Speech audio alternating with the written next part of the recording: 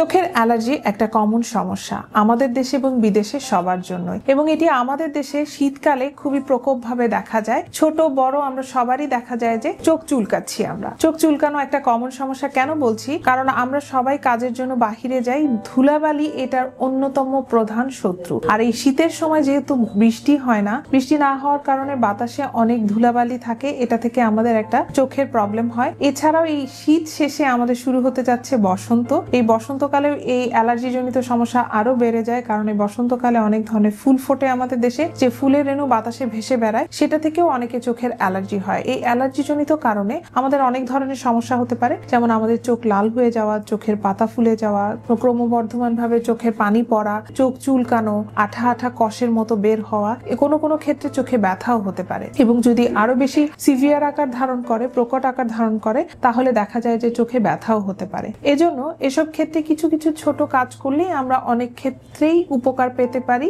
আমাদের যেহেতু কাজের জন্য বাহিরে যেতেই হয়, তাহলে বাহির থেকে আসার পরে পরিষ্কার ভালো ঠান্ডা পানি দিয়ে চোখ ধুয়ে ফেলতে হবে। এবং যারা বাইক চালান এবং বিভিন্ন জায়গায় যান, পারতপক্ষে সানগ্লাস ইউজ করবেন। যারা চশমা ব্যবহার করেন তারা চশমা ব্যবহার করবেন। বিরত থাকতে হবে আমাদের হাত দিয়ে চোখ না ডলা, চোখ না চুলকানো। এটা খুব খারাপ স্বভাব। এটা করলে চোখের অ্যালার্জি জনিত সমস্যার সাথে সাথে অন্য এক ধরনের সমস্যার উদ্ভব হয়, সেটা হচ্ছে গিয়ে পাওয়ার জনিত সমস্যা হতে পারে এবং কর্নিয়া পাতলা হয়ে যাওয়ার মতো বিভিন্ন ধরনের অসুখ হতে পারে।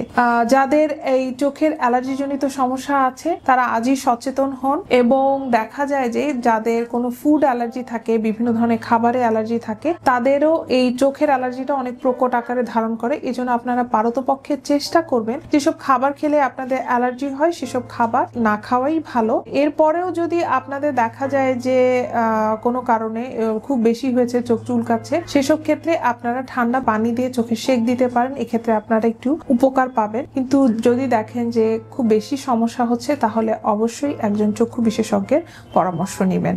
ধন্যবাদ।